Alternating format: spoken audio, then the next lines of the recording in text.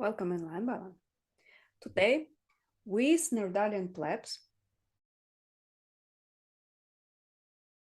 we are analyzing the search by NF. I would like to know a little bit more. Nerdalian, why did you pick that song? I think the song is a really interesting look at some mental health problems. And in the case of this artist, and I think it's a common thing with artists, how artists can turn fairly difficult mental health problems into very impressive art. The specific brand of mental health problems is the kind of problem that be quite productive in all sorts of ways, but in this case, it resulted in some really good art, a really interesting look into a man's mind. Yeah, I could sense the perfection and attention to detail, even in the video. Guys, please check it out. I will provide a link below. Though it's a very famous song. Yeah, let's get to it. So it begins, "Hey Nate, how's life? I don't know, it's alright. I've been dealing with some things like every human being, and really didn't sleep much last night. I'm sorry. That's fine. I just think I need a little me time. I just think I need a little free time. A little break from the shows and the bus rides. Yeah." It's like a conversation with someone who asked him how he's doing, and it's a bit humorous because usually when people ask you how you're doing, you don't give a sincere answer. You just say, "Yeah, I'm all right." He starts with a, "Oh, yeah, I guess I'm all right. Going through some stuff and I didn't sleep." Like, if you're not sleeping, that's not really all right, isn't it? Not okay at all. So he's kind of being honest about how he's doing, but also downplaying it. And yeah, it seems quite relatable. People can be suffering quite severe mental health problems and feel a need to kind of hide it or downplay the severity, or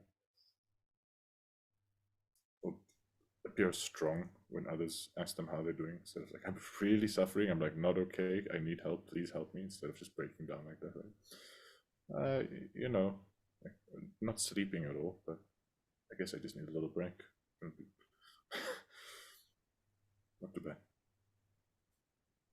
I think he is talking to a friend of his, like somebody, a best friend. Because honestly, you downplay it when you're talking to a stranger, but imagine there is like a true brother and who cares for you and thinks he could help him or something like that. And when that person asks you, "Hey, how's life?" It's like, honestly, if it's the best friend, you just tell the best friend everything that is going on. So I do feel like it's he's talking to that. I mean, literally, he's talking to all of his audience, which are millions of people. But yeah, maybe I was thinking of a best friend, or at least someone who cares, like deeply cares, would be there to listen for an answer. Oh,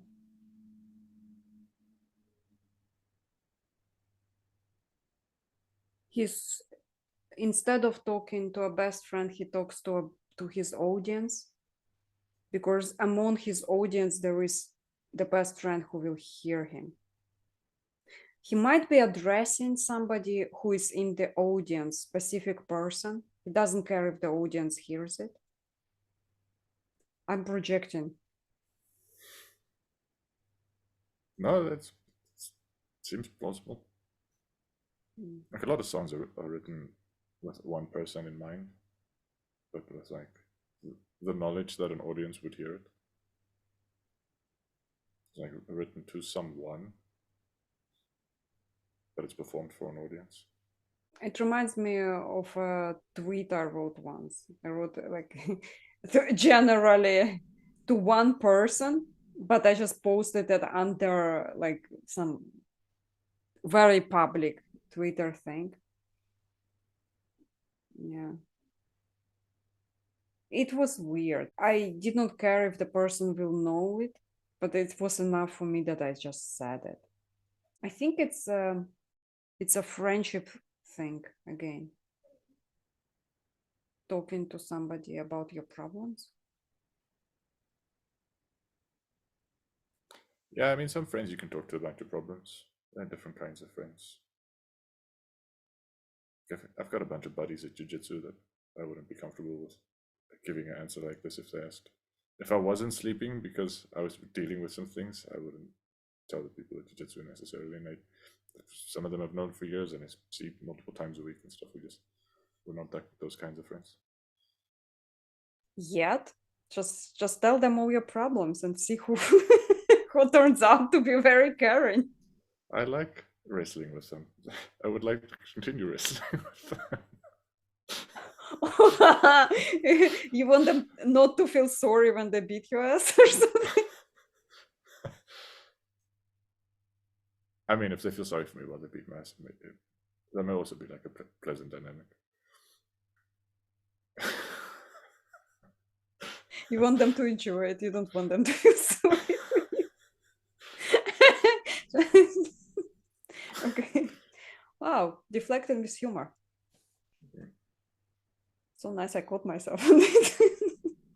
Do you talk about your problems to all of your friends? Or do you only count people who you can talk to your problems about as friends? And the rest aren't really friends? No, I talk about my actual problems to only people I consider friends. Did you notice how he expressed his needs? I need a little me time. I need a little free time. He's like, he expressed his observation, feelings, and needs. The only thing I did not see in there is a request. Somehow. It was cool to see it in that framework. Yeah, I guess the little break from the shows and the bus rides could be turned into a request. Oh, yeah.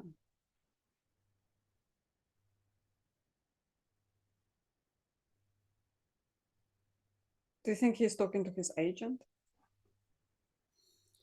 Possibly. Or to a parent, or to a really close friend, or to a girlfriend. I mean, if a little break from shows and bus rides addressed to somebody who can fulfill it, then it can be a request.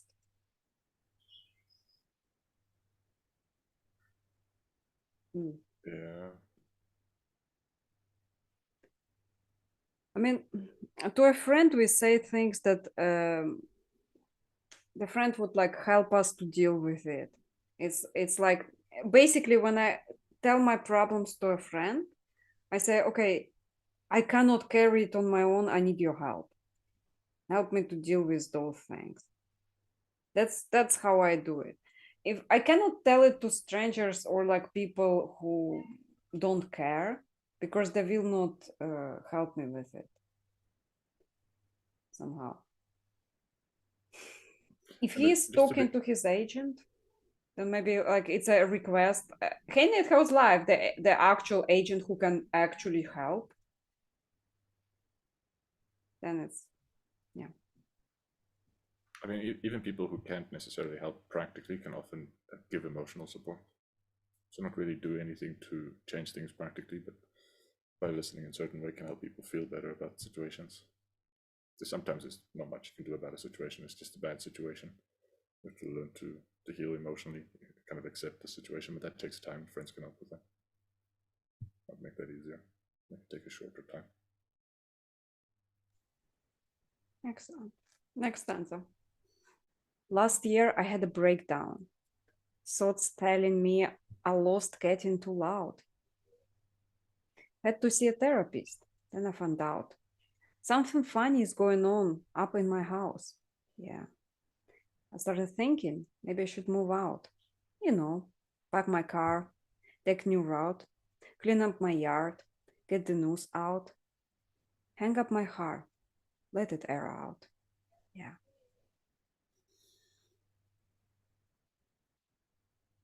Hmm. Therapist. That stood out. Yeah. Yeah, so I'm thinking now, in the first stanza, he was kind of downplaying how bad it's going with him. I'm thinking maybe in the second stanza, he's comparing it. Well, like, last year I had a complete meltdown. So now I'm just kind of losing some sleep. It's not a big deal like, compared to last year. Last year's really bad. It's not so bad. Okay.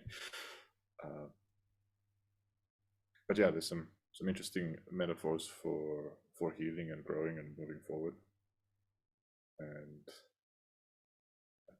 like suffering mental illness. Because I was spent a bit of time with a lady who was really into psychoanalysis and dream analysis and stuff, and actually a couple of people had talks about dreams about houses, referring sort of to, I can't remember if they said it was family or just the general state of a person's psyche, like the whole soul. There's something funny going on up in a person's house, like an indication that something's funny going on, maybe with their personality or with their like really close family relationships. But maybe both those things at the same time. Maybe those things are entangled. I tend to think both those things are entangled. And people learn some deep things that are very difficult to unlearn about relating to people at very young ages, and they typically learn those from family members. The ways family members, the sorts of things family members get really angry at, get really scared at, get really sad about, get really excited about, and how like the patterns when emotions run high, how people respond, the kinds of things they do, especially what kind of emotions are paired with. So at a very young age, for example, someone may learn that whenever they feel really very sad, their family members get angry at them, so respond with anger. Or another person may learn, like, whenever I get really sad, someone may respond with fear. Or someone may learn that whenever I get really angry, my family responds with laughter. They don't take me serious, kind of laugh at me, or those kinds of things, like what kind of emotions get met with what other kinds of emotions, are typically learned at a young age, and typically learned from family members. And when those things are in flux somewhat, I think sometimes it can co-occur with dreams about early childhood homes and maybe figures from early childhood. So I think there's some association with some of these patterns that we learn at a really young age and the physical spaces we were in when we learned them. But yeah, so saying there's something funny going on up in my house, saying something like my mind, my soul, like my emotions, there's something a little weird about them. Like I learned some patterns of reacting emotionally to the world that are funny, like not okay in this case. Lost. So thoughts telling me I'm not getting too loud.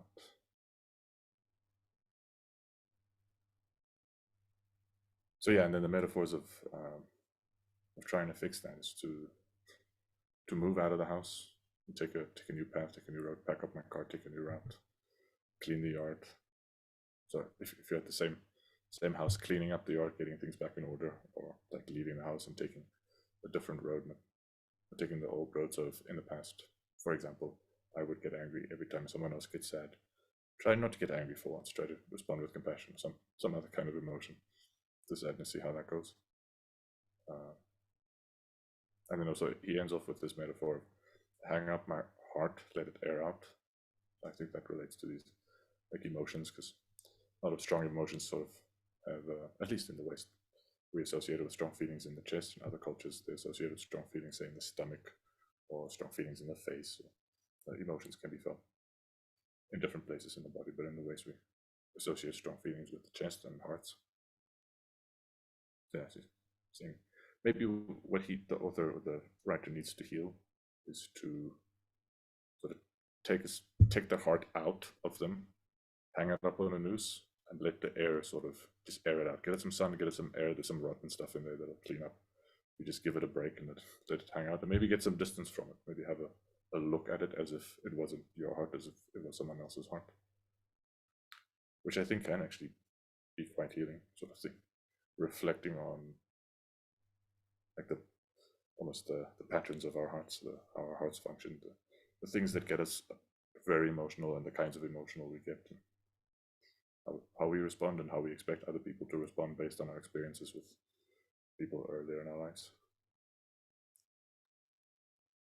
In this case, one of the really troublesome emotions is anxiety, which will come up later, which I think for many people is one of the big drivers of say, maladaptive behaviors or counterproductive behaviors or self-defeating behaviors, self-destructive behaviors.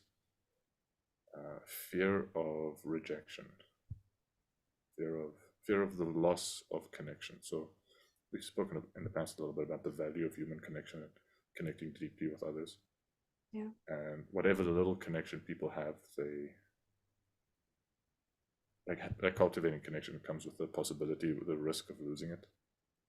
And we come pre-programmed with modules that monitor the risk of losing those connections, and because they're really valuable. It's a very powerful type of fear. It's a special kind of fear. It's a different kind of fear than the fear of being cut, or the fear of heights, or the fear of close spaces. It's specifically the fear of losing loved connections, losing connection to care and compassion. And we call that anxiety. That fear drives a lot of things. We'll see what it does to this author a bit later. What do you think of that, Sansa? Sorry, to rant a little bit. I go align with your thinking here. Just like to add a little bit to build up on a story. I think he doesn't talk to his agent. He talks to a friend from the past who is not currently a friend, and he said like last year. This means this friend did not talk to him about the last year, maybe. It's like a confession because he cannot take it any longer. So he just like bursts everything that had happened to him out. And seeing a therapist it's a norm in the US, but I come from Eastern Europe. In Eastern Europe, it's like a final thing. Like you first talk to your family, then to your friends, and like the therapist is the last resort. It's like you pay for care basically, and specialists, because your friends and family cannot deal with you. That's how it is. When he says, "I'm getting too loud, and something is not okay with my house," I thought his house is full of fights, and he has to overshadow it by screams. That's why he doesn't have time to think about him, because he keeps responding to attacks, maybe. So it's a house of constant fighting, let's say. I mean, he says, so the thoughts that are getting too loud are telling him he's lost. Oh. He doesn't know the way. He's going the wrong direction. He doesn't know where he is or what he's doing. And yeah, I mean, for someone working on themselves, like working on fixing their own hearts in the United States, they do get bombarded with messages that, no, you've missed the plot. Like there's something really important going on, and you've entirely lost the plot. The plot is the other political party is ruining this country, and you need to get on board saving this country from that political party and stop working on yourself. You are wasting time getting your life in order. We need you to cooperate with us stopping the other political party. So that's one example, but it's not the only example. It could be his agent, who's like really obsessed with making money and saying, no, this vulnerable stuff you're doing, like when you're working on yourself and spending time like examining yourself, all that stuff isn't directly earning me any cash. So you like stop doing that stuff and go play more shows. Go, like I booked you some more tours, and they say like, no, I need a break. Like I can't. This is too much for me. It's probably in the context of the song, it's more that than the politics. Although, like for an American, yeah, politics and work pressure are the two things that people are pushed towards. You're allowed to work your fingers to the bone, and you're allowed to worry about the state of the politics of the country, like sorting out your family and sorting out your heart, sorting out your soul. Not a high priority for many people. Maybe it's not a high priority in most of the media messaging. So the loud voices.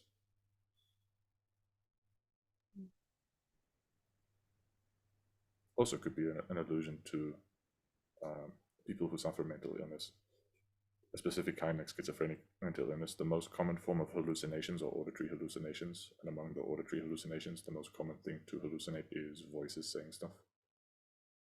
So there are a lot of people who aren't necessarily mentally ill who have experienced hallucinations, hearing voices. So it can happen from sleep deprivation, or it can happen from intoxication, or it can happen from like a bunch of things. It's almost like night terrors are quite vivid hallucinations, and they're not that uncommon. Especially common among children, but less common among adults. But there are various forms of hallucination are surprisingly common. Like sleep paralysis? Sleep paralysis, yeah. So it's like isolated incidents of hearing voices isn't necessarily a sign that someone's crazy. There could be all sorts of reasons for that, malnutrition or food poisoning or whatever. But there's a very strong association with hearing voices and mental illness, at least in common media. They're saying, yeah, this. So right before he says there's something funny going on, something funny going on up in my house. He talks about hearing voices that are too loud, saying he's lost. And he wants to run away. Yeah, pack his car, take a new route. Just try change it up, try something else, try to heal. I mean, anxiety is a painful thing. Quite a drive to change things. It's a very powerful motivator. I think that's why it's such a common thing to get people into maladaptive patterns of behaviors. It's like a very urgent sense of something must be done that comes with anxiety. And yeah, people can be driven to do all kinds of stupid things. Kind of urgent, anxious state. Yeah. I've been searching. What does that mean, Nate? I've been learning, grabbing my keepsakes, leaving my burdens. Well, I brought a few with me. I'm not perfect. Looking at the view like this concerns me. Picking up the cues right, I'm quite nervous. I hate it when I lose sight. Life gets blurry, and things might hurt me. It's probably going to be a long journey, but hey, it's worth it though.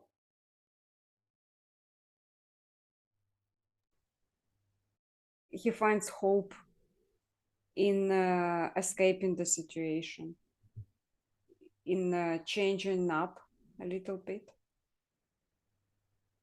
somehow. Because the way it is just too bad and too unbearable for him.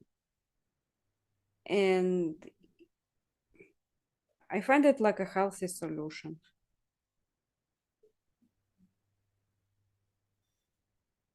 I mean, it looks like a person who's suffering and who's more or less trying to do the right things to heal from that suffering. I don't know, it doesn't look to me like he's escaping from the suffering as much as maybe recognizing that some of that suffering is caused by his own behavior and that he could change, he could learn. Like he's not only searching for something outside of himself, he says, so when his imagined friend or imagined person who's listening with care asks him, what do you mean when you say you're searching? He says, I'm learning, like I'm studying, I am changing myself, I'm reprogramming myself. Not just looking for the thing out there that'll finally make me happy. So he's not searching for the perfect partner or the perfect job or the perfect house or the perfect, like he's learning, studying. Which I think is the kind of thing, depending on what kind of study this could be. Studying things that are unhelpful, but like learning and practicing. is the way out of that sort of suffering. And it's not a house, it's not a perfect partner or a perfect anything outside of oneself. One has to learn to be different. Because it's being in a suffering state and learn how to not be in that kind of way. It's being in a way that's painful. Learn how to be some other kind of way. It's a transition state. So when you are in a really shitty state, you're telling yourself, oh, that's a life lesson. That's a transition. I'm learning here. I'm getting better because right now I don't like myself, but there are those catchphrases that I will use in order to tell myself instead of admitting I'm not okay. I will paraphrase it and say, I'm getting better. I'm learning. It's funny that I had to say it to myself when I did not know what's going on. I had to like, no, it's okay. That it's just a phase. It will pass. I'm learning.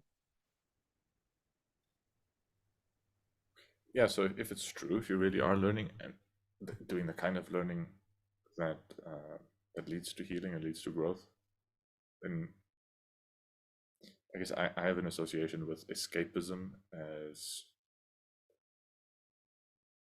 like a kind of procrastination, avoiding the things that need to be done, doing other things that either don't help or make it worse. So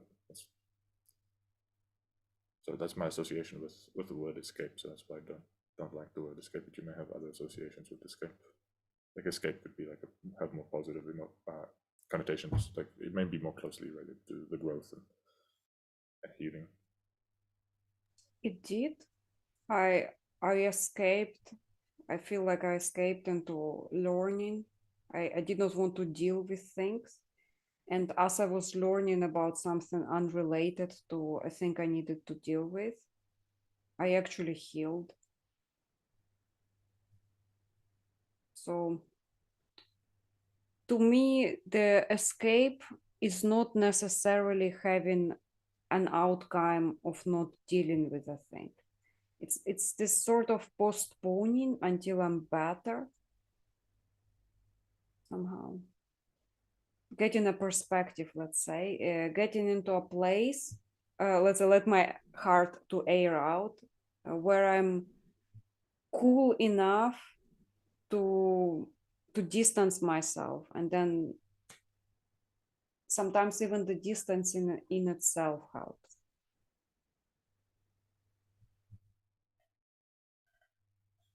Yeah, that makes a bit of sense. I mean, a person can be overwhelmed to the point where they don't have the energy to do any of the things that require healing. So some rest and some distance or some easy distractions, let's say, some busy work that allows one to recharge, so to speak, can be quite helpful.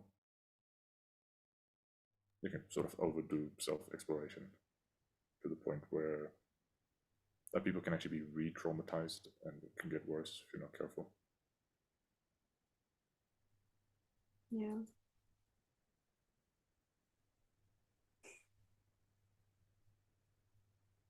Cold world out there. Kids, grab your coats. Been a minute. I know. Now I'm back to Rome, looking for the antidote to crack the code. Pretty vivid, I admit it. I'm in classic mode. Don't need pity given to me, but I can't condone. Talking down to me, I'm gonna have to crack your nose for cracking jokes. I'm looking for the map to hope. You seen it? You seen it?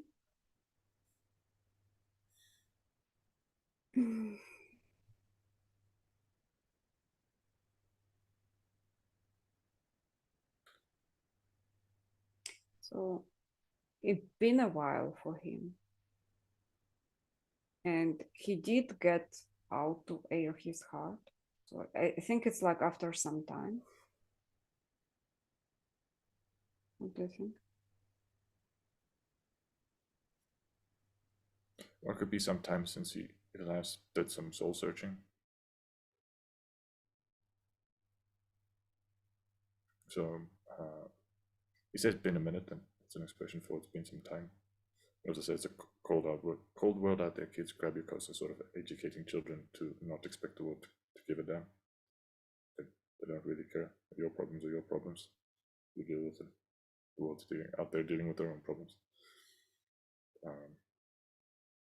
He's saying currently looking for the antidote to crack the code, and the whole song's name is The Search. So he's back in searching mode. So now I'm back to Rome. I think like that been a minute may possibly refer to like when he had a breakdown. He was away, and I'm not sure. I actually haven't been following the artist close enough to know if he actually took a break from publishing stuff and taking shows or whatever. And then he back to writing music and back to performing. That's what he means, or if he means I kind of like a lot of people sometimes do look at themselves, figure themselves up to a point, and then decide that's enough, and they kind of get into a groove. They decide this is what I'm about, and they find someone to be with. They find a job, and they maybe have some children. This author didn't, but like just kind of get settled in life somehow. Get settled into a pattern, and that pattern can be for a while, and over time it can just feel like the soul is slowly dying more and more and more because they didn't quite figure it out. Like the last time when they did some soul searching, kind of missed the point a little bit, or misunderstood themselves, what would make them happy and what would be fulfilling. So they end up living a life that's not fulfilling them, or that's still toxic in a way that's similar to it was in the past. So they didn't really get the root cause of the problems. So maybe after a while, in a bit of a rut, doing things the same way, deciding, yeah, it's been a minute, but now I'm back to figuring out how to take a new route. It's been a while since the last time I packed up my car and took a new route. Now my car is packed and I'm taking a new route this time. So I actually don't know. Practically, the artist may have actually taken a break from producing art for a little bit and been back to art because there's some stanzas later that make it sound a little bit like that might have happened. But like I said, I don't know I'm not a big fan of the artist. I really like this song. I've been following the artist closely enough to know if that's what he means. I really like the acceptance is a cold world, and healing's up to me. So I don't need people to give me and when I know in myself that I could project some of my own experiences. If what I've needed was care, and I got patronizing pity instead of care, that would just infuriate me. Like it's just the worst thing you can do if you need care is to look down to me, talk down to me, crack jokes.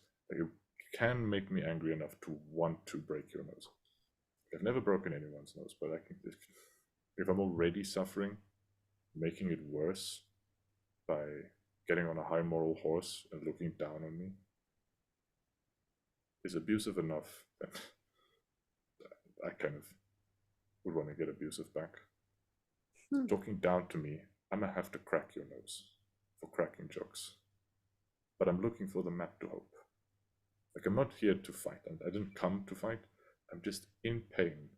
And putting me down is also painful, so it's like stabbing a person who's already wounded. And I will not stand for that shit. I will stab back. I think it's the state of mind. So I do recognize it. Again, it's a deep depression. Like I remember that. Usually jokes help to diffuse a situation, but when I'm in a state where even jokes don't diffuse a situation and it inspire anger at me, then I'm like, oh fuck, that's a bad depression at the moment. And it's like when I hear a joke, I think, okay, the person is trying to help and diffuse a situation. But when I hear a joke and think, do you think it's funny? I'm in pain and you don't see it, like combative, let's say. It's a next level depression. So I think he's in this deeper depression where nothing is funny anymore. Like I don't believe somebody is making light of his situation. Usually people try to lighten up the mood because the things he's saying are just too scary and too heavy. and the people cannot deal with it, so they, joke. Yeah, so like I have some memories along those lines. Mm-hmm. And yeah, generally sadness and even panic too. I think anger and fear, all of them, if they get intense, they make it very difficult for people to be playful and to find things funny and to see the humor in things. Yeah. Um, but that's one kind of situation I've been in. There's been another kind of situation in where I've been insulted and put down for my mental illness, and lots of people get that. Like mental illness is stigmatized, and people like victims get blamed for the thing they're suffering. Like it's your fault that you're depressed. People get insulted and put down. So you think talking down to insulting someone, whether it's funny or not, can be hurtful. And if a person's all right, they can brush it off. It can be water off their back, so to speak. Can deal with it. But yeah, and then there's this, like very often in jokes, it's not all kinds of jokes, but it's a very common kind of joke. Someone is the butt of the joke. So someone's being insulted in a funny way. And yeah, so I think I read this author as saying like, if you're making me the butt of your jokes uh, for suffering like mental illness, you can expect me to get very aggressive. It's the kind of person I will get very aggressive if that's the way you treat me. Mm-hmm. Yeah, I got it. It's like somebody is saying, "Oh, don't be a drama queen. Don't take yourself too seriously." It's an insult. It's an insult. First of all, not only the person doesn't get it, the person is also making light of the confession that just happened. Somehow, like somebody opened up the heart, and as a response, got, it's nothing. It's like, and plus you're a drama queen on top of that. Yeah, I can see how it might inspire aggression.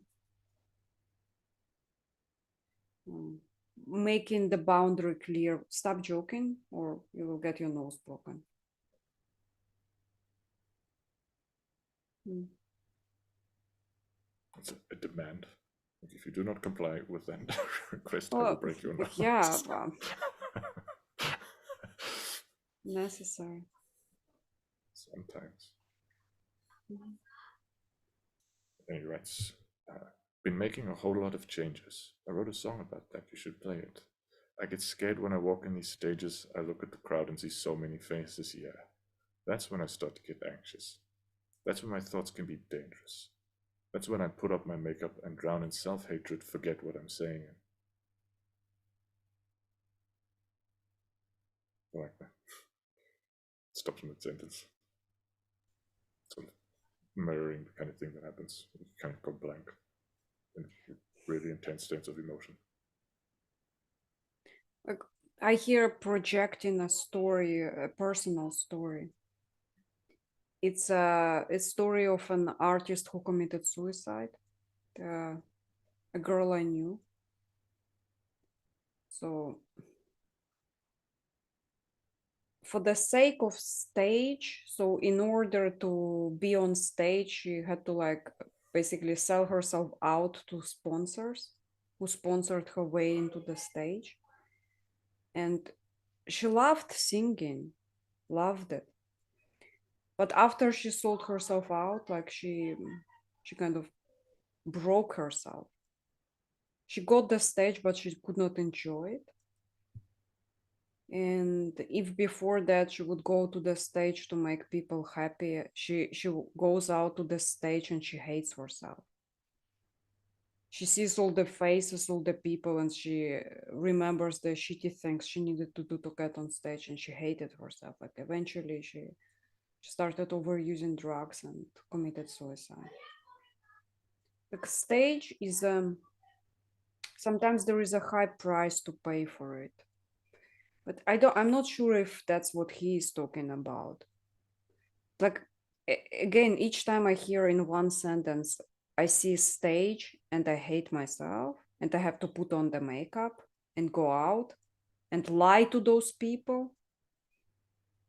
I'm not here because I'm chosen. I'm here because I had to do a shitty thing and people paid money to put me in here. So worship me, but I'm a fake, basically.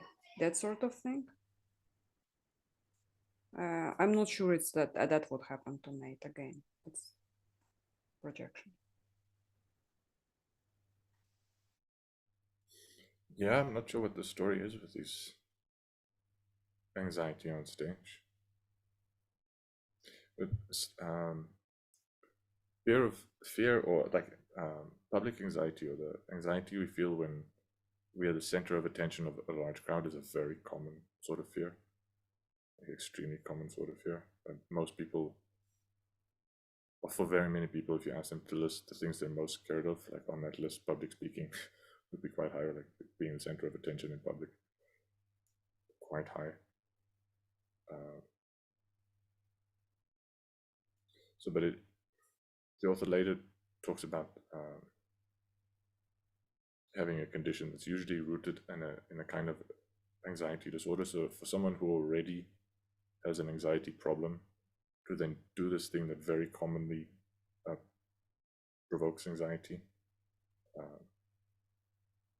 because I think it's just the things that, like, his mind goes most crazy when his anxiety goes out of control, and just in his daily life, the places where most reliably his anxiety gets out of control is when he's on a big stage. So like very taxing for him to perform on stage, and yet he's a performer, so pushes himself to be that. So he's really proud of the music videos he makes. He puts a lot of attention and details in them. They're beautiful music videos. So I think he probably prefers that. If there's no stage that provokes anxiety, you can focus on a piece of art that he can then publish. He doesn't have to face a big stage. But he's asking for a little break from the shows, the live shows, and the boss rides. Oh, That's a bit much. it's a pressure of a mistake. That's the Yeah. thing. I get it. He got, oh, it's a different one. I see. So in the videos, he can redo it until it's perfect. On stage, you get only one shot. And if you make a mistake, the crowd will probably not notice, but you will know. And you are under a lot of scrutiny because there is a judge in there. Yeah, I think that's more the case for Closer. Nate.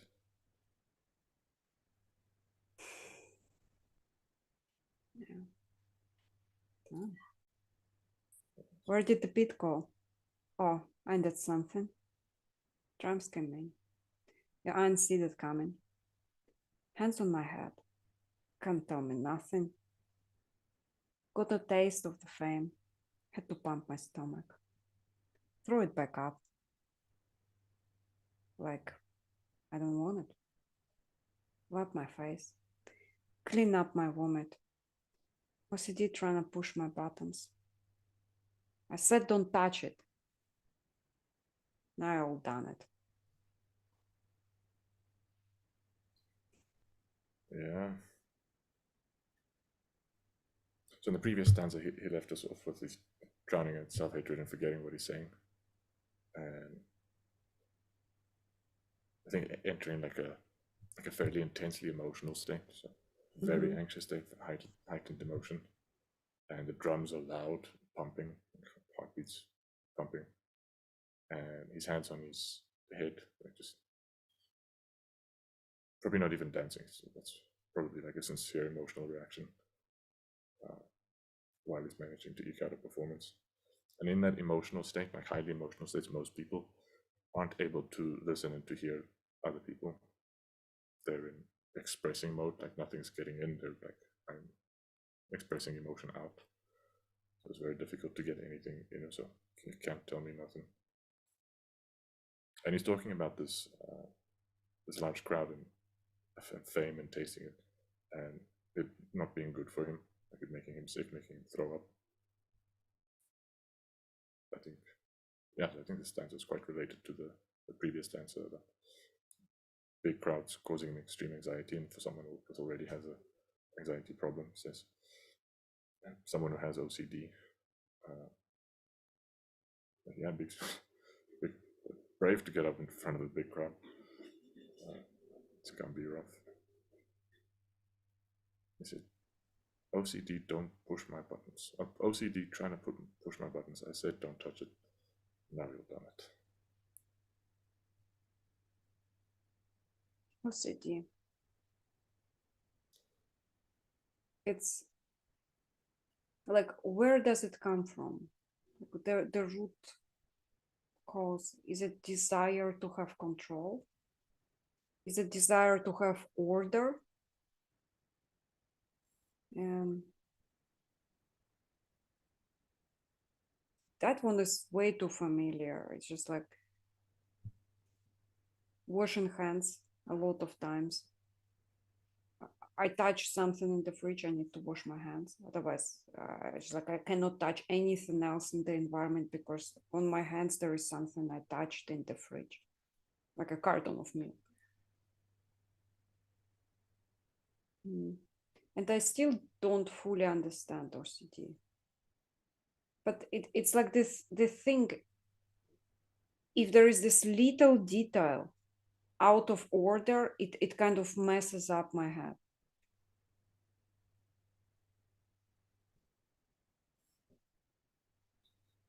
Yeah, so I don't actually know what causes OCD, or even like what the main symptoms of OCD typical are. Like I'm not a therapist. I have it as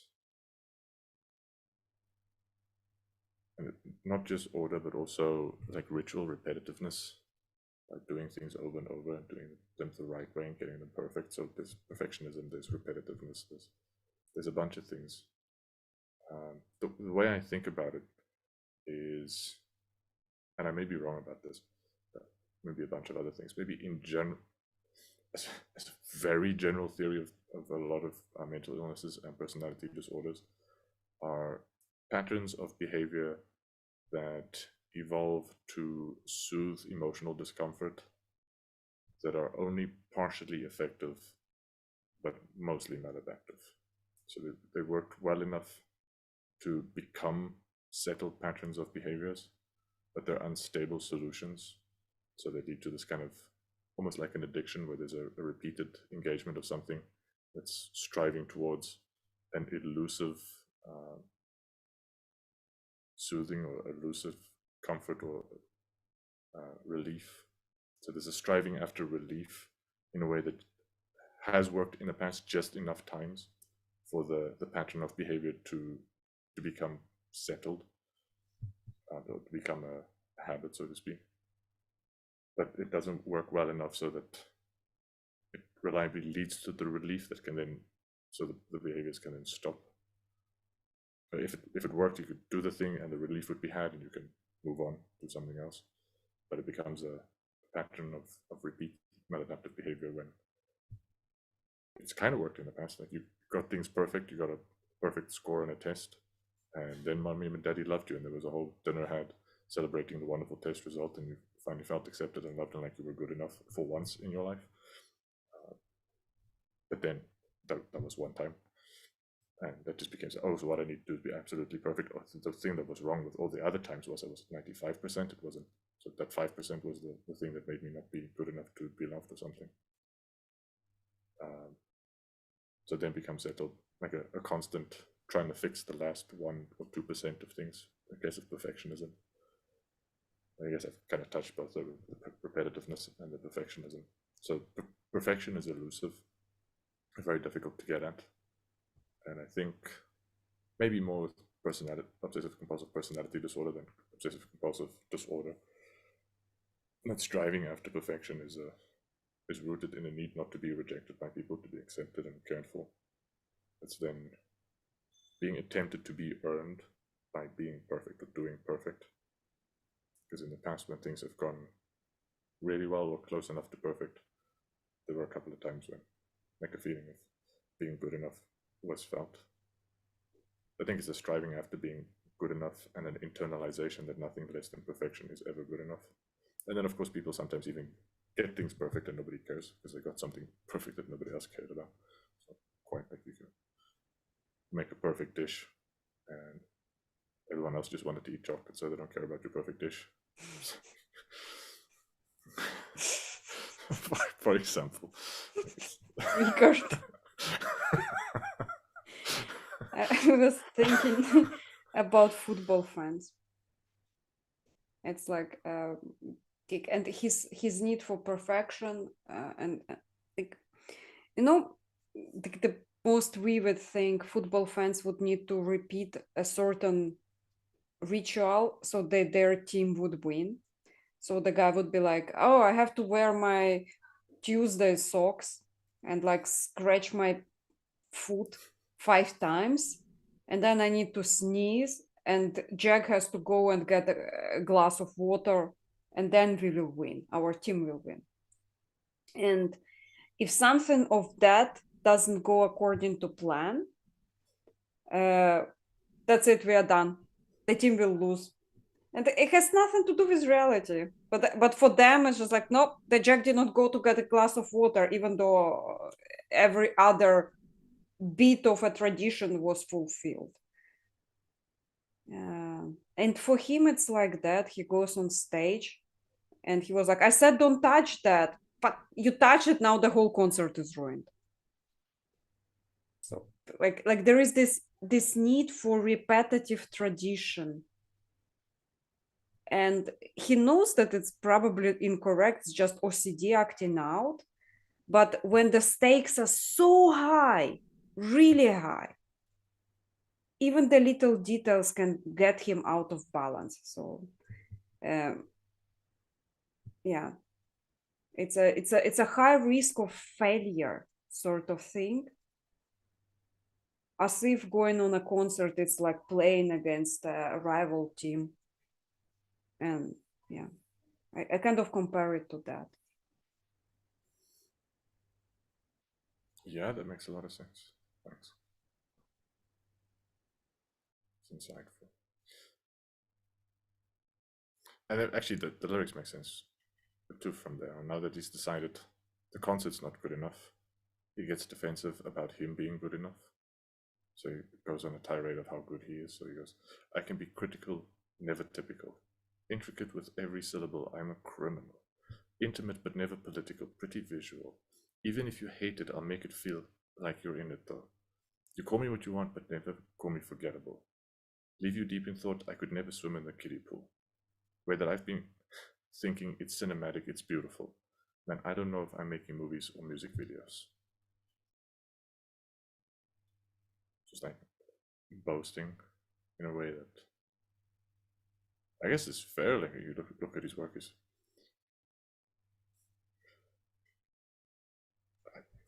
I'm impressed by his work. So don't think it's groundless boasting, like delusional boasting. But it's interesting at this, like the lyrics have a bit of an emotional arc to them. So this meeting a stage, going on stage and seeing a crowd, being really anxious that oh something might go wrong or they might reject me as a person, they might not love me, they might not accept me, and then someone touches something he said they shouldn't touch. It's like fuck it, now I can't use the show anymore to be good enough. So he starts bragging about his talents, of what a good person he is, trying to make up for the fact that this show is ruined. He's building himself up. It's like he needs to regain his dopamine levels by reminding himself of the good that he is. I feel it. It's like an affirmation in front of the mirror. I'm good, I'm talented, and so on and so on. Yeah, which I think is also a response to this fear of not being accepted, and at this point, like emotional enough that he's not paying attention to whether the crowd is accepting him or not. The crowd can tell him nothing. So the crowd can say, "We love you," and like he'll still be shouting about how good he is. He won't be hearing. Like the love won't penetrate. The won't land.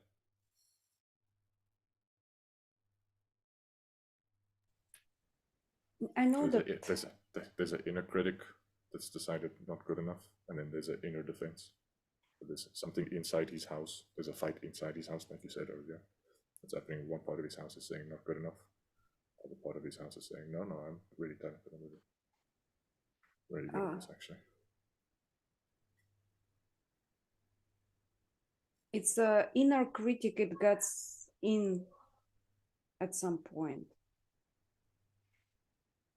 There was this idea like first you have to love yourself and that the world will love you and stuff like that. But it's very often that I notice that it's other way around. Like the world will love you and then you will love yourself, especially for the artists. So the most important people did not love, did not give enough love.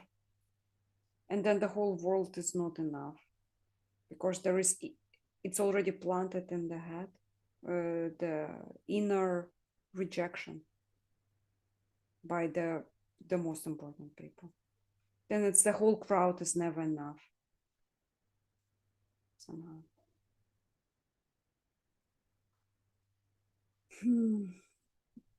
So I guess, yeah, therapy, good therapy can help, but it has to be a really good therapy, not those fluffs that currently, just like, oh, let's Not chemically deal with the situation. fluffs. You mean yoni massages? Shout out to all the users.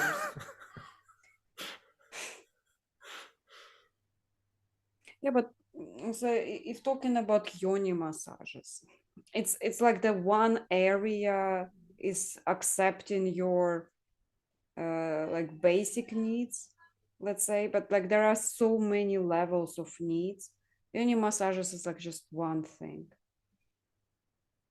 and Yeah, no, it's just like it's not enough. It's like well, calling calling bad calling bad for therapist fluffs was just funny to me. yeah, the sales can rise. Doesn't mean much though.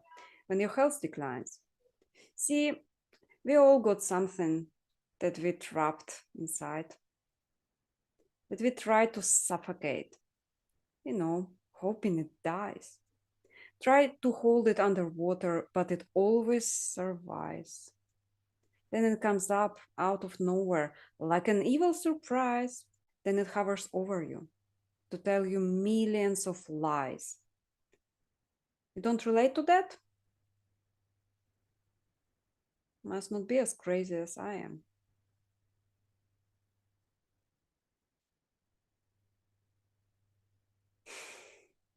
I like the moment when he said, your health declines as your sales rise. It's like, yeah, yeah, your health actually worth more than sales. And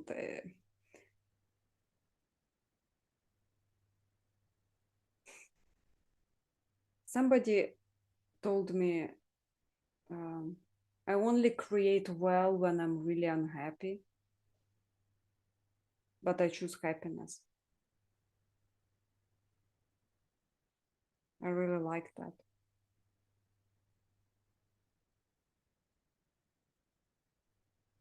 Hmm. What do you think Yeah, about it? I like the pointing out that it's very difficult to enjoy wealth when you're not healthy enough to enjoy it, and especially if it's mental health. Although mental health and physical health are quite related to each other, so people can suffer mental health symptoms and that can translate into physical health symptoms like chronic stress will do a number on the immune system. You can get all kinds of sick, like physical sick from mental illness. So he's just talking in general in health. And this someone else has pointed that out too. It might have been my favorite person in the world, the Dalai Lama. Said Westerners I don't know if it was the Dalai Lama, but someone said Westerners are strange. They sacrifice, but all their time to work, and to the point of sacrificing their health. And you ask them why, so that they can afford healthcare. Especially Americans, because American healthcare is really expensive. Shouldn't talk too much about America, I guess, but yeah, that thing where like people lose sight of what's important and what the trade-offs are. Like work too hard to get a lot of money, but in the process they sacrifice their health, and then there's not enough money in the world to really buy that health back, buy the well-being that comes with health back. The money can't really make up for the poor health. It's okay. You're from Africa. I'm from Europe. American ancestors are from Europe too. We anyway come from shithole country, so we might as well. Well, Yeah. I like him pointing out that money can't buy back health oftentimes. It's kind of stupid to work yourself into bad health to earn enough money so that you can buy healthcare. Kind of dumb. I really like also the metaphors he has for kind of deep-seated emotional problems, where most of the time, if you're reasonably okay, if you're not on a stage and having an anxiety attack, panic attack, you can act like a grown-up. You can act in sort of compose yourself, keep yourself composed, act appropriately, and then every now and then something will happen, like you'll have something go wrong at a show, or you can get triggered in many kinds of ways, and then there's really deep-seated emotional patterns. They jump up, and when people get emotional, they do actually lose track of reality. Very common. You don't have to be generally insane. Like it happens the same with really intelligent people who are otherwise really rational. When they get emotionally very upset, that's when the crazy thoughts come out. That's when they start lying to themselves, or maybe paranoid lies about people being having it in for them, being after them, being agents that want to take them down. Or it could be other kinds of lies. It could be lies about how they'll never be good enough, or they'll never be lovable, how they're monsters, or couldn't deserve love to. Just things that aren't true, or how other people are doing sorcery that's thwarting their plans and stuff like that. Just an example. I don't know where I got that one from. Yeah, like sorcery is absolutely real. Yeah. But yeah, so this thing that's kind of deeper than most people's waking selves. It's deeper than the plans people make for their career this year, or the way people think about their week, or it's deeper than the way people think about what happened last week and what's going to happen next week, and it's deeper than how people sort of contextualize their lives in the last 5 years and the next 5 years. It's stuff that they carry from childhood, and that stuff's really difficult to change. Like for most people, it doesn't change ever. Like they go the whole lives, it doesn't change. So people can sort of notice it and then try to do things, and then not really do the super hard work that has to be done to change those kinds of things. So it stays. Like it always survives, no matter how much you think, oh no, I'll just really try control myself. I'll really get disciplined. I'll meditate 30 minutes every day. And it just doesn't work. Like that stuff stays around. You can meditate for 8 hours every day. It won't work. There's specific things that have to be done. And I'm not even sure how much real evidence there is that those things can happen. I know for the kinds of like really deep-seated emotional things that give rise to borderline personality disorder, there are things that can be done that's been proven to work. People actually heal. Solid evidence, like proper experiments, people do heal. Now, most people aren't doing dialectical behavior therapy, or like, so most people don't ever heal that stuff. So it just survives. And then when they least expect it, something goes wrong at a show, and it jumps out of nowhere like an evil surprise, and all that stuff comes back, and all the lights come back, and people do counterproductive things and self-destructive things, and when they wake up the next morning, they can't believe I've done it again. Like, how did I do that again? I was sure I learned from my mistake. The last 20 times I did that thing, I've learned, I know that's a mistake. How did that happen again? But yeah, Surprise. surprise. That's super rare, but I think lots of people have. I think most people have something similar to that, even though it might not be as intense as full-on panic attacks. Even panic attacks aren't that uncommon.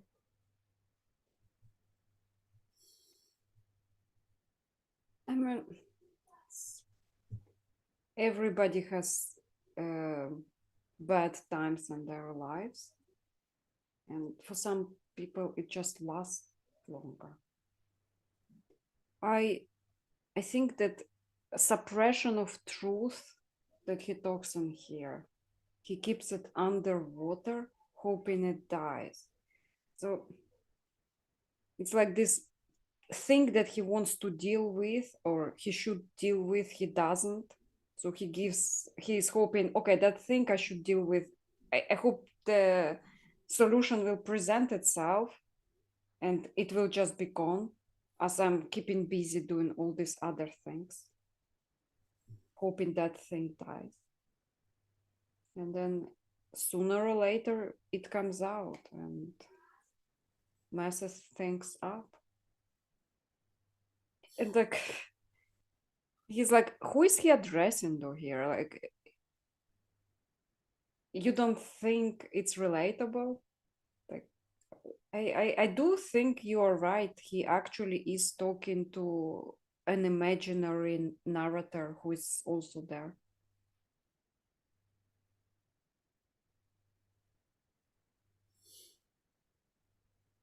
Yeah. I was going to say, with the suffocating things, a very common strategy is distraction, but like more generally, um, the the strategy that is most natural to most people for controlling their emotions has to do with relying on the executive part of the neocortex to exert a kind of exhausting self-control, and that involves deliberately focusing attention on what's being done and deliberately doing the right thing, so to speak, or deliberately behaving in ways that are appropriate. So oftentimes if someone's really angry, they'll be deliberately focusing on just breathing, sitting still, like the arms might be shaking or whatever, just holding the arms in place, not throwing the punch. So, like deliberately thinking about not throwing the punch. Hold this hand right there. I can hold this table. So people will take a water bottle and just squeeze a water bottle. Sometimes they won't be focusing on that, but point I'm making is forcefully suppressing the behaviors that the emotion is trying to or is motivating. So the emotion that's there is motivating a certain kind of behavior. For most people, the most natural way to grow up and be a grown up is to do the correct behaviors or the appropriate behaviors in the social situation in spite of the emotion. And that goes cortical control of behavior in spite of subcortical emotions driving different kinds of behavior. And the thing is, when the subcortical centers get really loud or get really powerful impulses, and oftentimes simultaneously when the cortex gets exhausted, that strategy will fail. And so people will then revert to their emotional behaviors that have become deeply ingrained habits. So they'll act out emotionally, knowing better, knowing that this is not how we should be doing it. And if they had the energy, they would control their behavior to do the appropriate thing. Mm-hmm. But the impulse they're trying to hold back can become too strong, and the part of the mind that holds back can become too weak, so that they fail to hold back.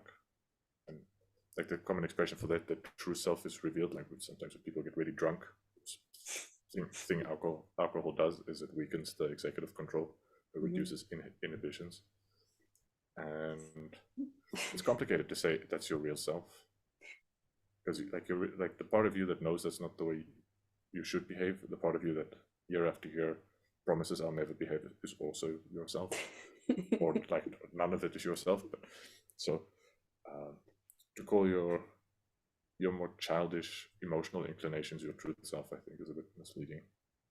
They're definitely part of oneself, but no more true part than the part that reflects and decides that really believes this is not an appropriate way to act. So also your true self.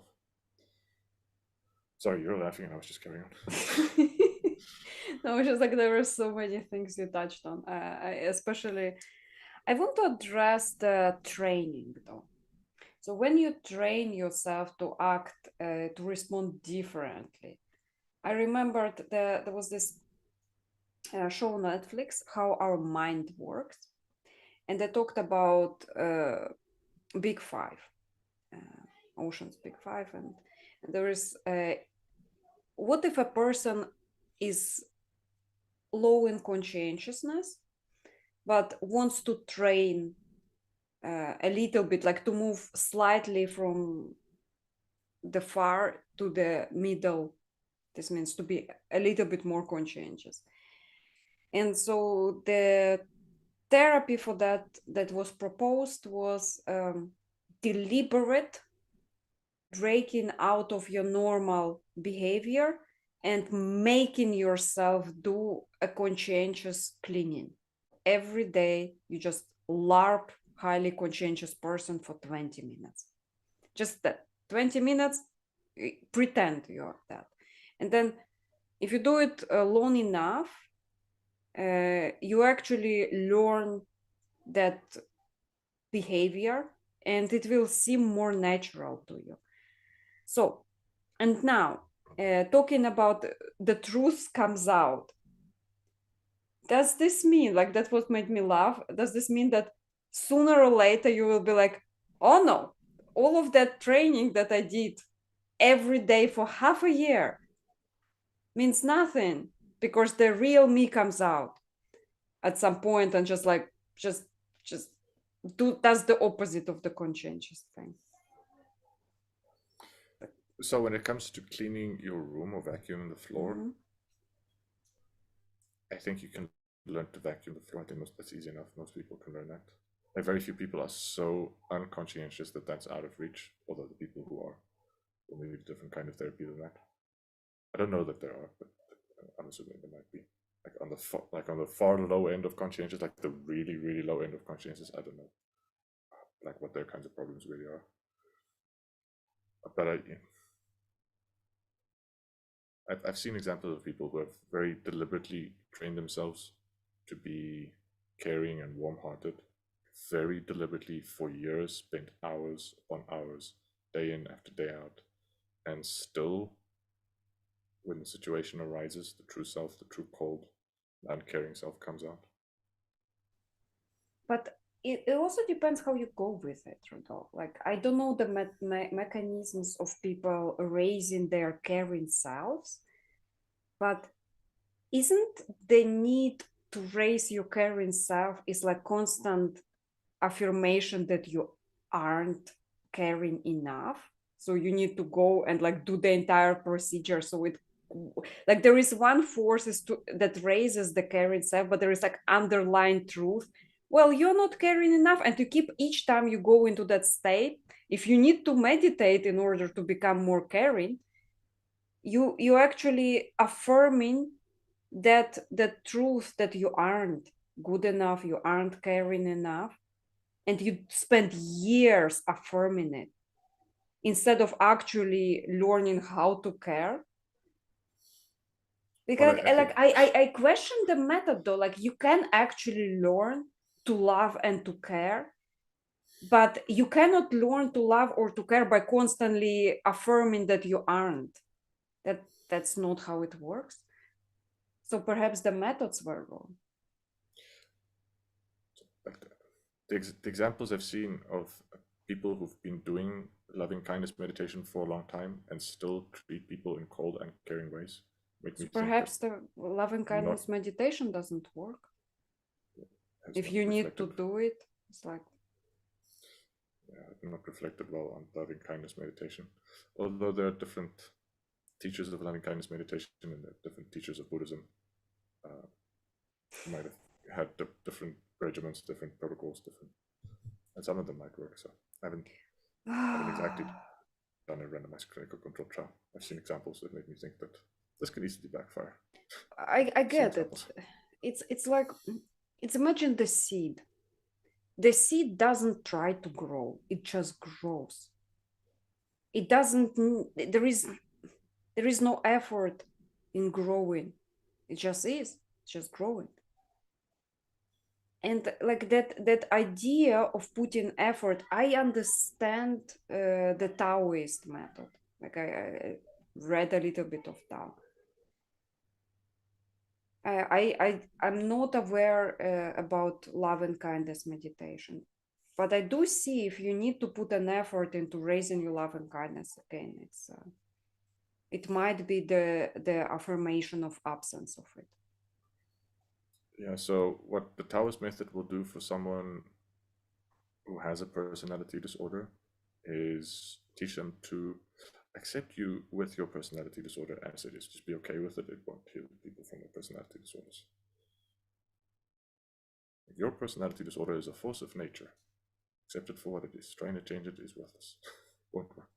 That sounds legit, though. Like that sounds like it might work.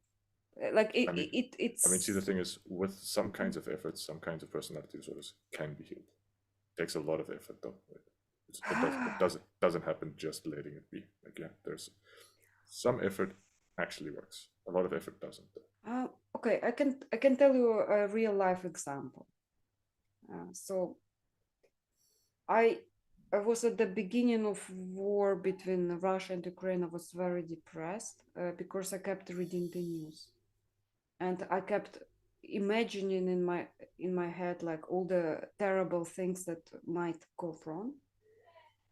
And the effort that I needed to do is like I needed to distance from that, deconstruct what actually happened, understand, accept it.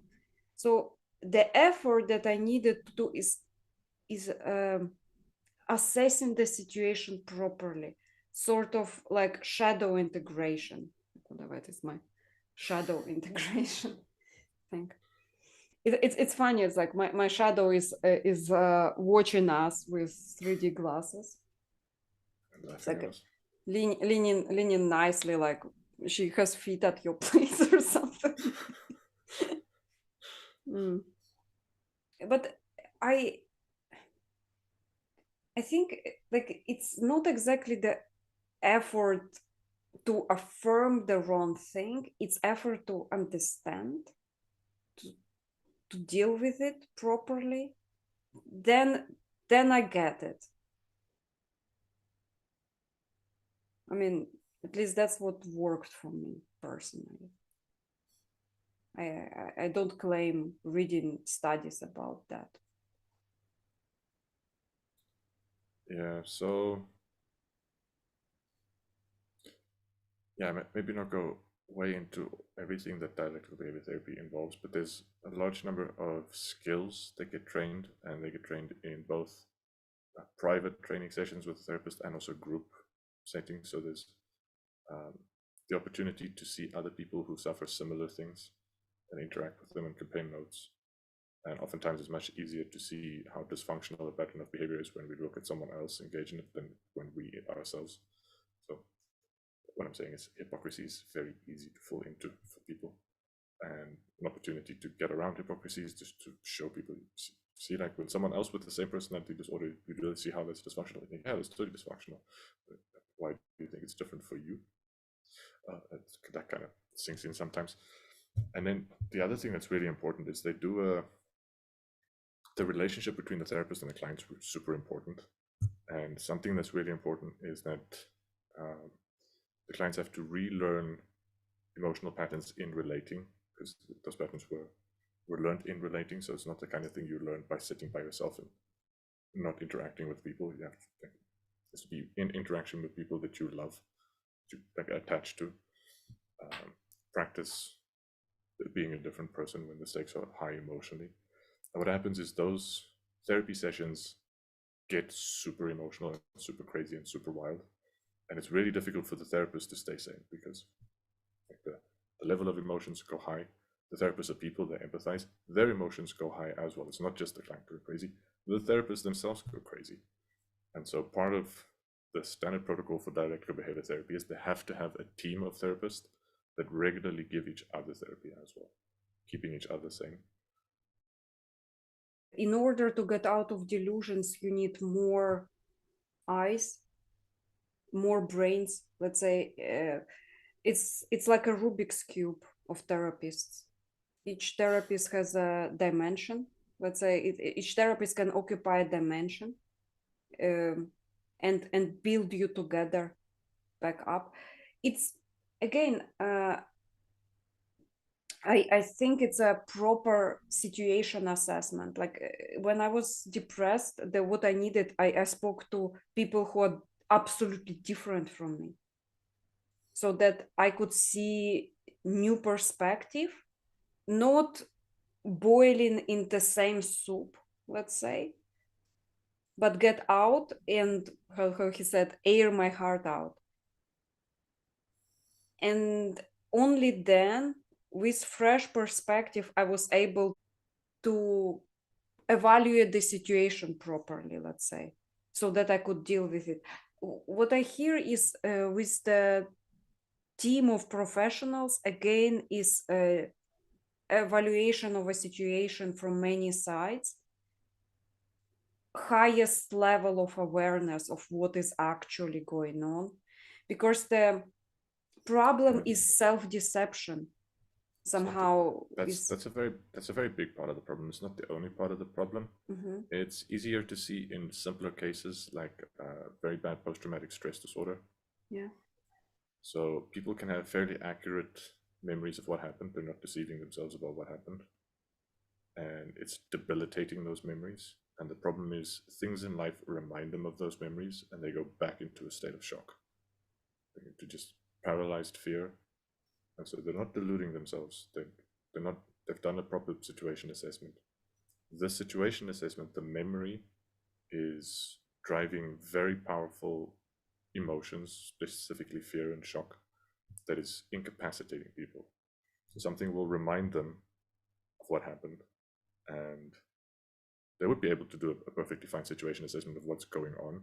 But just the association, like Pavlovian, the bell you associate with food, start salivating. Like something will happen that just have to be associated with the thing that was really bad that happened. And beyond the situation assessment they're doing, they just go into an emotional state of shock, dive under a table, shaken, terrified, like stupefied, in really bad cases of PTSD. And just asking them to do a proper situation assessment, like, dude, you're just in a restaurant, like, calm down, why, like, it won't help. So there's like relearning emotional patterns that has to go with it, and it's not just learning to do situation assessment. So there's a real need for artistically finding ways to evoke emotions, so to produce emotions and produce and reproduce emotional dynamics so that the emotional dynamics themselves can be worked with.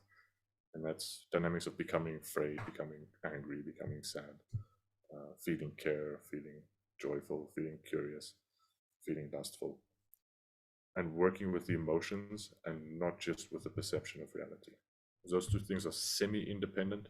Like two people can have almost exactly the same perception of a reality. One person gets angry about it, the other person finds it funny. Like they already have the same situation assessment, and we could say for all intents and purposes, both of their situation assessment is correct. The person who finds it funny is enjoying themselves. The person who's angry is suffering. One person suffering, one person, and it's not a situation assessment. They assess the same situation. So this situation assessment is a very powerful thing to do, and it's in your. I'm not doubting in the least that in your case it helped a lot, but there's more to healing than just the situation assessment.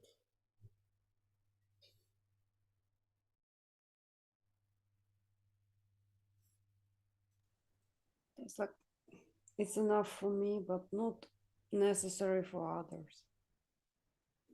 Like understanding the situation is like the first step. The moment I understand the situation, I kind of, it's easier for me to come up with a solution, or at least it's easier for me to know where to look for a solution.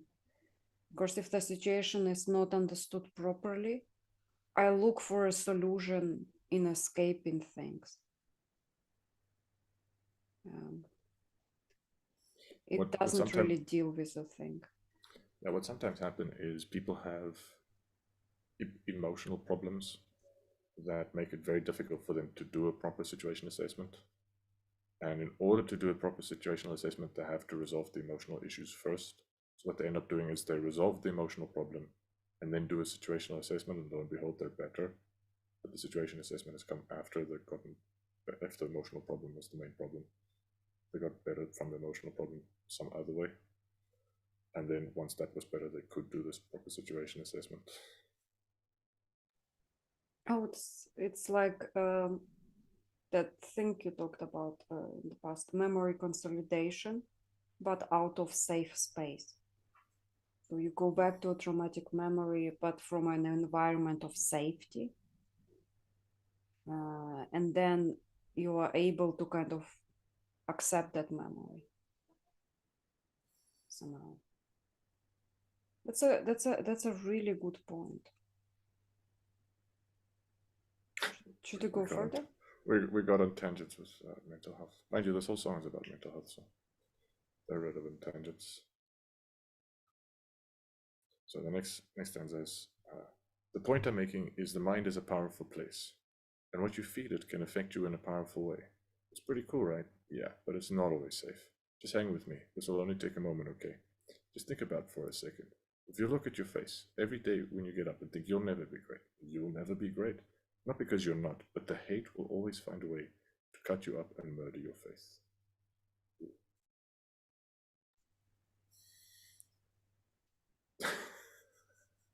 No, I do think it's that thing that he was trying to keep underwater, the hate. Self-hatred. Self-hatred, yes. You will never be great.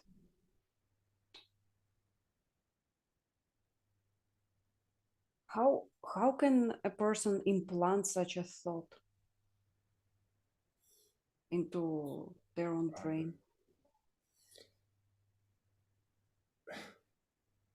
There are many ways, but often it comes from the family. Often it gets carried down through generations. Generational? Often, yeah. Not always. Sometimes traumatic things happen to parents when children are young, or traumatic things happen to children that are young that are not exactly generational. But things can happen in one generation, but then have like ripple effects through generations. Like a war can break out, people have a young child at home, and famine can break out, or plague can break out. All kinds of things can happen, or pandemic, or whatever, and it can place stresses in the household, and those stresses could make parents emotionally abuse their children. Just sometimes parents emotionally abuse their children because they were themselves abused, and sometimes just because they're not coping. So kind of mindlessly abusing the children, neglecting, not noticing. But yeah, I'm guessing probably that was a message that early attachment figures, most likely parents, but attachment figures don't have to be parents. If your uncle raised you and that was your main attachment figure, then that's so. If grandpa or grandma was your main attachment figure, it could be them. But like yeah, if your main attachment figure kind of hates you,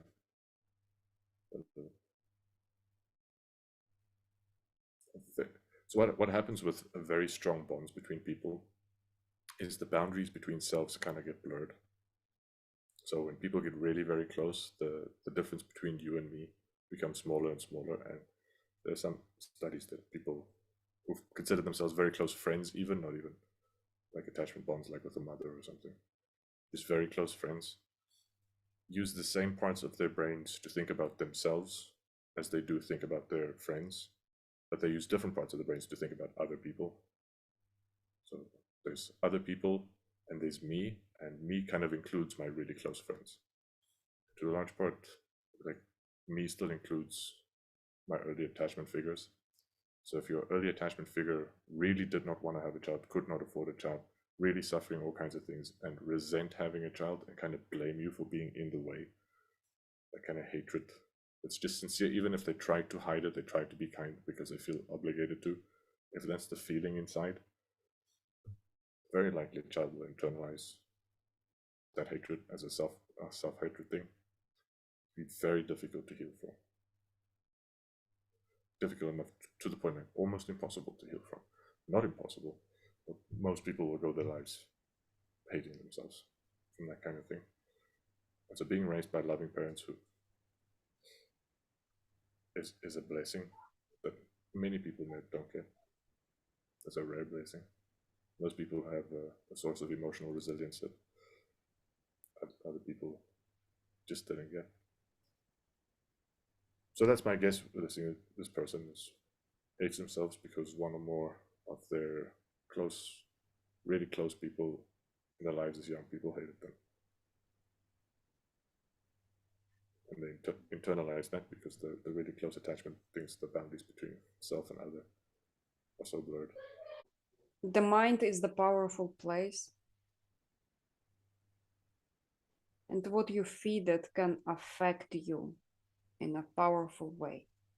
And how can you feed your mind that it heals you?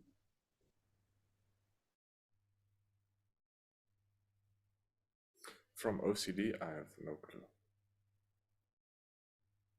For borderline personality disorder, I know dialectical behavior therapy helps.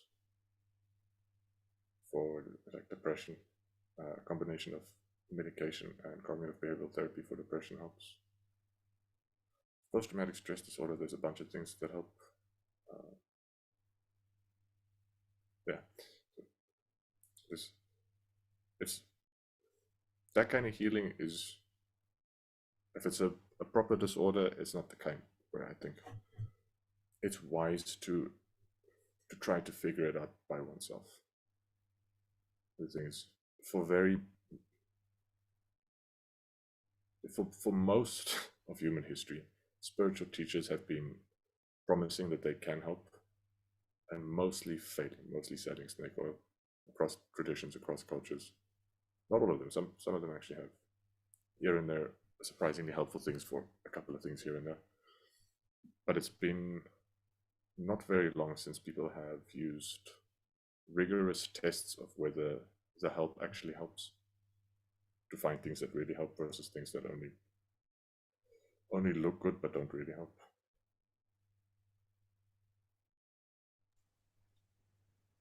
It's usually people really want to help, really want to help. They help themselves, and they delude themselves into thinking that they found that one exact cure or method, and they go out into the world saying like, I found this method and it works. Like, it works on some people but not on everybody. I i think it's that inner desire to help that sometimes deludes people into going and with a bell, I found the cure, and it's just like being proclaimed a charlatan, even though they believe it themselves. I'm developing. Take a look at the benefits. Nothing to meddle with. I can never be delicate. Am I even relevant? That depends how you measure it. Take a measurement, then bag it up and give me the evidence. Pretty evident. Dependable can never be tentative. I'm a gentleman depending on if I think you're genuine. Pretty elegant, but not afraid to tell you to get a grip. Proper etiquette. I keep it to myself when I celebrate her.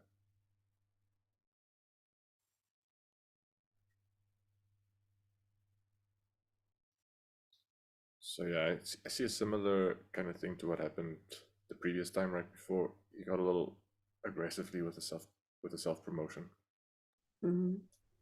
thinking about his own self hatred, thinking he's not good enough. So like part of his house this part that hates himself. You're not good enough. You're not worthy. Don't deserve to be loved, to be accepted. And then whenever that side of him flares up, there's a side that responds in defense. Sort of in this case, quite aggressive, describing his character. And also his success level. Quite a large number of things. One way to measure relevance. But yeah, like some people can still argue that he is irrelevant. You can always, depending on how you measure relevance, everything can be thought of as irrelevant or hugely relevant. So I think he's quite right there, saying well, its relevance is relative to some kind of standard. You can always move the goalpoints to make something seem relevant, to make something seem irrelevant. So the part that of himself that hates himself moves the goalpost to say you're irrelevant, and the part that defends himself against that can move the goalpost and say, well, actually, I'm relevant. But yeah, this part that defends himself against his own self-hatred is also the same side that doesn't allow others to talk down to him, cracks their noses. So it's that same part that comes out. It's not a gentleman. It's the aggressive side, like when people try to bullshit him or manipulate him when they're not genuine to him. And even when he's not a gentleman, he reckons he can tell people to get a grip in a way that's fairly elegant, has skill with words.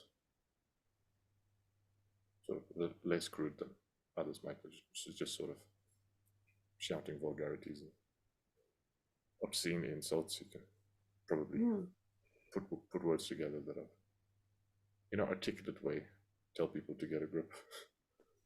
I think when he says to get a grip and proper etiquette, to keep it to myself, I for some reason thought it's the celebration part. So people come at me, oh, let's celebrate, you're so amazing, you did like, and the measurement, and he's like, pack it up, deliver it to me. I will not celebrate because proper etiquette taught me not to display joy over my own victory. Somehow, it's. I wonder, like, where his parents come from. We were taught not to overjoy, not to display too much. That not to gloat too much over the things we achieved. Keep it modest somehow. So that thing he talks about proper etiquette and get a grip. I actually do believe he talks about people who are trying to celebrate with him. So he starts off and says, I'm growing. So let's take a look at the benefits. And the first benefit he mentions is nothing to meddle with. So no one to mess with. And he's singing it in an aggressive way too. The music and the lyrics go well together. And he says, I can never be delicate. So he's vouching for his own strength of character, and I'm seeing that part of his character that's defensive, protective. In this case, defensive of the self, which also, like I said, is interesting that right after he hates himself, the part of himself that defends himself comes up. So there's that tension between self-hate and self-defense. So he asks himself the question, am I even relevant? I think that's the part. It's like, who else is asking him, am I even relevant? Like that is a question posed by himself to himself. And then his defensive part says that depends how you measure it. This is pretty evident. Dependable can never be tentative. It's an interesting line. So I think it's like unresolved, this tension. So if you if he wants to protect himself against the charge that he's not lovable by saying I'm dependable, setting up this condition that he can never gather enough data to prove conclusively that he is dependable, because whether or not he's dependable is always a question of the next time he's needed, someone depends on him, whether he's there for them or not. So he could have been dependable all his life. If the next time someone depends on him is not there, then he's not dependable. So you can't be tentatively dependable. Dependable is this indefinite thing that you can never have enough evidence for. So it's actually like an interesting play. And yeah, so then after the dependability thing, he says, I'm a gentleman, depending on if I think you're genuine.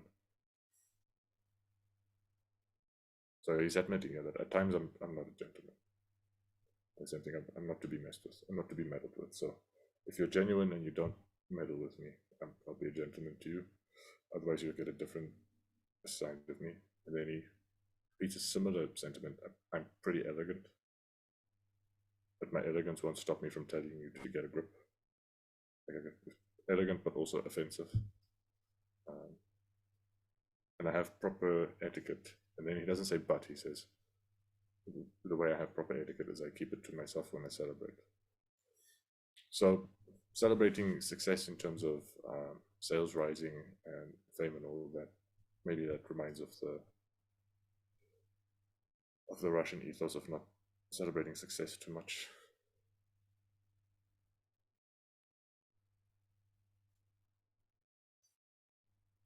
But yeah, the way I heard that the first time, so you made me think about it now because I don't have that Russian background. So I just kind of heard him saying, gentleman, elegant, and all that, unless you're trying to bullshit me, unless you're trying to mess with me. In that case, you get a more aggressive side of me, and I'm not afraid to tell you to give a grip. But also, I'll do it in a classy way, with proper etiquette. And then after I kicked your ass, I will not celebrate in public for having kicked your ass, because it would have been a protective move. It's not like I see in this author someone who has a lot of anger, but that's mostly expressed in self-hatred, so like hatred directed at the self, and then also the protective use of force, so protecting the self. So when it goes outside, mostly just protecting the self against others, and when it goes outside, not sort of a conquest to conquer others or to beat others down or to elevate himself above others for the sake of elevating himself above others. So when he does work, I think, when he works on his art, I'm hearing someone who's trying to defend himself against the hateful self thoughts of not being good enough. So trying to work hard enough and make good enough art to soothe the pain of self-hatred.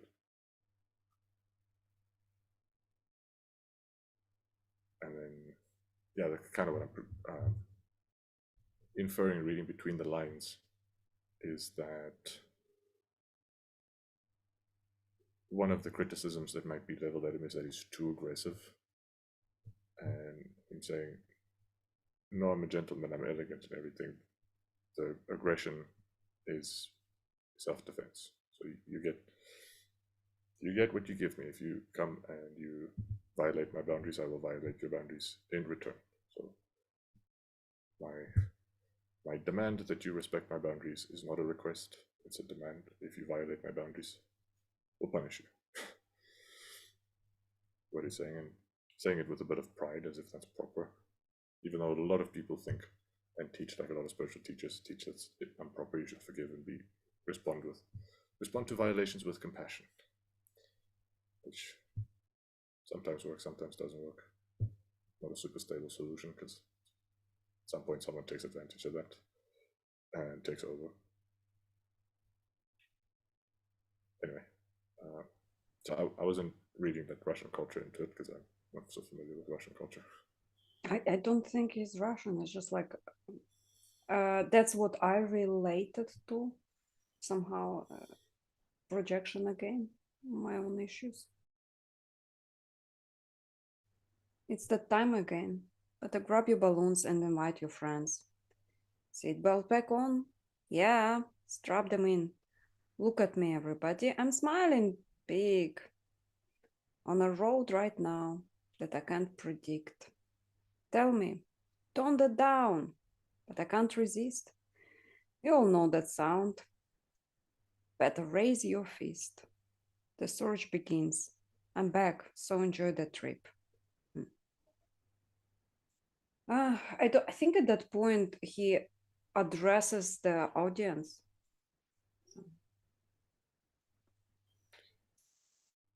Yeah, I get also the idea that smiling big is the makeup he puts on for the crown.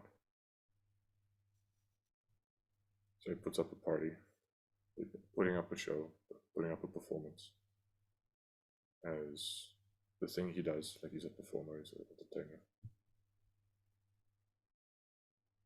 sort of soul-searching entertainer, very vulnerably putting himself out there. So it's an interesting kind of entertainment.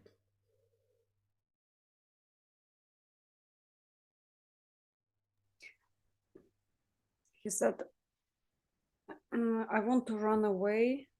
I mean, I want to go out of that house, air my heart out, pack my bags. That was last year when he talked to a therapist. And now it's this year, and he's going back into the car, and the search begins. Strap on, guys, go with me. Smile. I think it's like this. He circled back to the time he had a meltdown. That's what I read into it. Yeah, it seems likely. Yeah, no. Another trip, last trip when he packed his car, yeah. There's that time again. Like your annual thing, is that time of year again.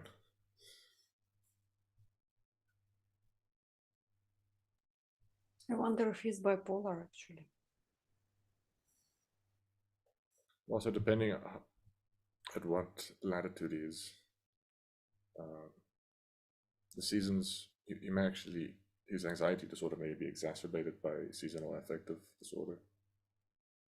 So people don't get enough sun, it can have effects on their moods too. Yeah, I heard that. Yeah, for a bunch of reasons. A lot of the brain systems require sunlight or entrain on sunlight, the circadian rhythms entrain on sunlight. And that has a big impact on hormone cycles.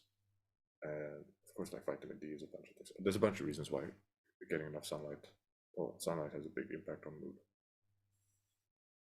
Yeah, I wouldn't be surprised if it's the darker time of the year that corresponds to him going through dark times. And if the times in which his anxiety and his self-hatred kicks up, if his response is this kind of aggressive self-promotion, I kind of see him getting into fights with people. Yeah. First up, strap him in. Like it's going to be a bumpy ride this time. Aggressive self-promotion, where he addresses the audience. Strap on. It's searching begins.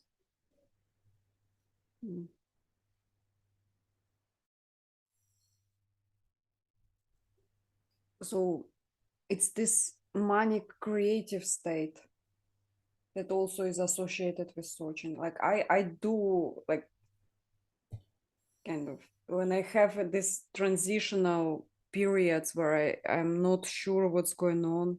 I did not evaluate the situation properly, and I'm like, I'm learning. When I'm repeating it to myself, I'm learning. What is the lesson here? What am I learning? I very often sometimes I run to poetry where I would write things down, and then I would read. Oh, that's what is weighing on my heart. I did not understand it on the surface level. I could only read it back somehow. So that's searching. That's my searching. Let's say that I can relate to it.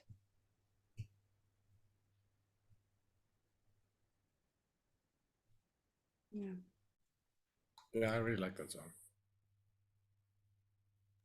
because a lot of interesting imagery and a lot of interesting metaphors, and it's about like a real person who's what what I thought sounded bad in my head when I thought it, but I think I said it right. Has interesting problems that he's very candidly talking about. They're interesting for a couple of reasons. I think they actually throw light on the human condition somehow. Like maybe not everybody has those things as bad as him, or they have different things that are like their main problems. But anxiety is something most people experience, and like a lot of people have had some bad experiences with. Uh, and at least mild forms of self-hatred, I think most people have experiences, or at least in their more in their milder, more healthy forms, there can be take the form of shame, or embarrassment. I think I don't know, but I'm guessing like at least the majority of people have had really painful experiences of shame that may not have been super appropriate, at least when they were younger, be ashamed of things that maybe they shouldn't have been ashamed of, or unnecessary to be ashamed of. It should be a milder case of like unhealthy self-hatred. So maybe not as extreme as this, but so this more extreme case that's been revealed here in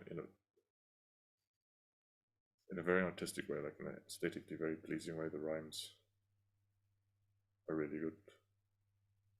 The flow is good. The music video is good. The music is good. Like it's all very high quality and like an interesting window into a human soul. It's also suffering, and I think part of the fact that he's suffering makes it, I don't know, at least for me, makes me want to understand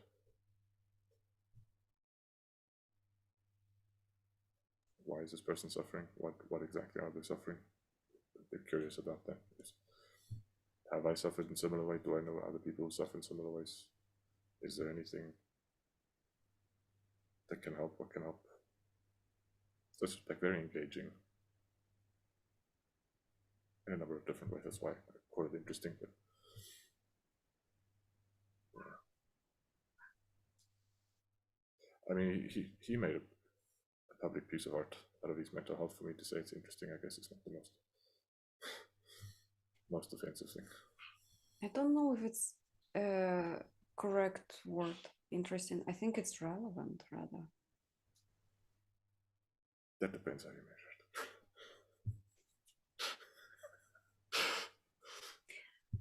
Oh, thank you so much. That song was a discovery for me. Everyone, please check out Nerdalian's music and his live streams on philosophy, history of philosophy. This podcast had been sponsored by Free Time. We all need a little bit more of it. And bye.